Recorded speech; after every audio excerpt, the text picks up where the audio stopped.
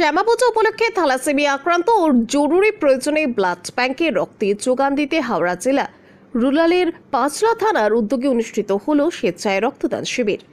উপস্থিত ছিলেন Howrah district rural SAP Subimal Pal, পাঁচলার বিধায়ক Gulshan Mallick, additional SP Santosh Mondal, DSP Amitabh Kunar প্রমুখ। সকল রক্তদাতাকে গোলাপ ফুল দিয়ে শুভেচ্ছা জানায়। এছাড়াও সকলকে রক্তদান সচেতনতা ফ্রেম উপহার দেওয়া হয়। এদিন 48 জন রক্তদাতা রক্তদান করেন। শ্যামাপূজা উদ্বোধনেও ঊর্ধ্বতন পুলিশ আধিকারিক শ্রেষ্ঠ ব্যক্তিবর্গ উপস্থিত ছিলেন।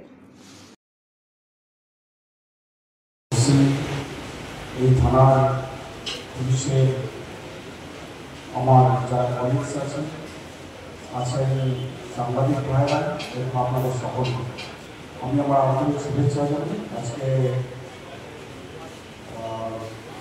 এই শুভ দিনে ওসি পাঁচলার উদ্যোগে যে ব্লাড ডোনেশন প্ল্যান করা হয়েছে সেটা খুব সাকসেসফুলি কনক্লুড হোক, সেটা খুব সাকসেসফুলি হোক, এটা সব অর্থ করতে চাই। আমরা সবাই দেখতে পাচ্ছি পুলিশ পার্সোনালরা নিজেরা রক্তদান করছে। এটার উদ্দেশ্য হচ্ছে যে সবাইকে ইন্সপায়ার করা।